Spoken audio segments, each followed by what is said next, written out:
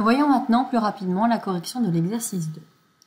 Dans l'exercice 2, nous aurons deux tables, donc deux FSR. Le FSR 0 et le FSR 1 par exemple. Donc le FSR 0 sera initialisé avec la valeur 100 et non le contenu 200. Et le FSR 1 sera initialisé avec la valeur 200.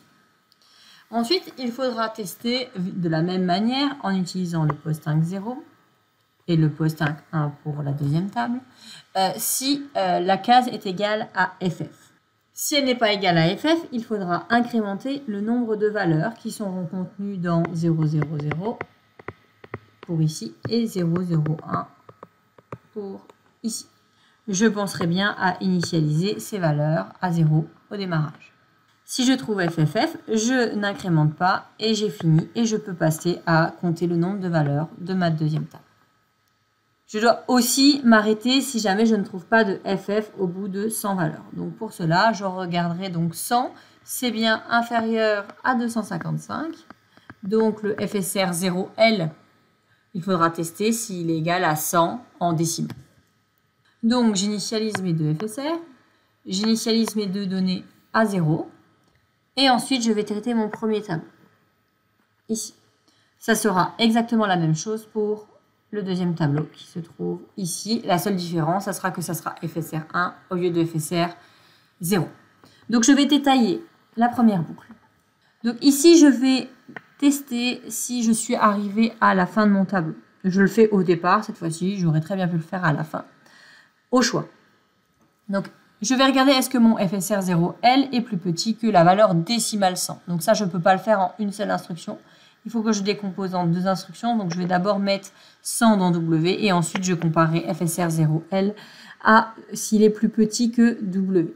Donc ici, ça va être l'instruction compare F, S, L, T. Donc compare F, skip s'il est plus petit. Donc s'il est plus petit, on va passer l'instruction d'après.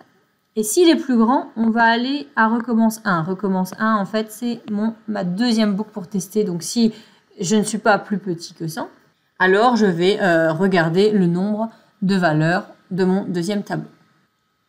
Ensuite, je vais regarder pour chaque case, est-ce qu'elle est égale à FF. Donc, pareil, je ne peux pas le faire en une seule instruction. Je dois d'abord mettre dans W la valeur FF. Et ensuite, je vais regarder, est-ce que la mémoire qui est pointée par le FSR 0 est égale à ce qu'il y a dans W, donc à FF. Et en même temps, je vais incrémenter.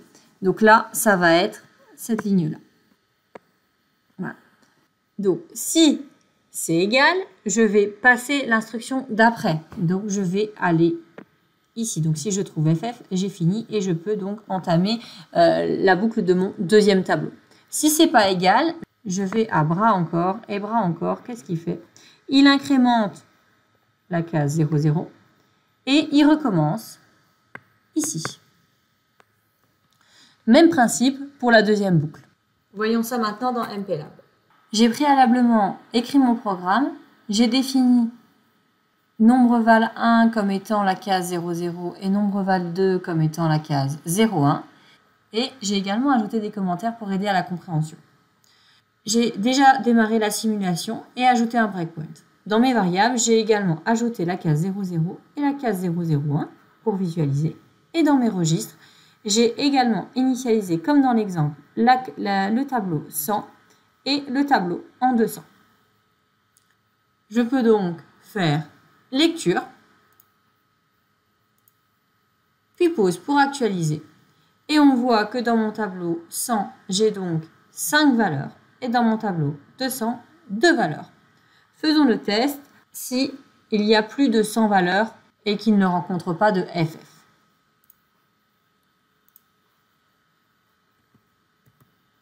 Voilà. Par exemple, le tableau 100, il n'y a pas de FF dedans. Donc, je peux faire reset, puis lecture. Donc, encore une fois, lecture parce qu'il arrive au breakpoint. Puis pause.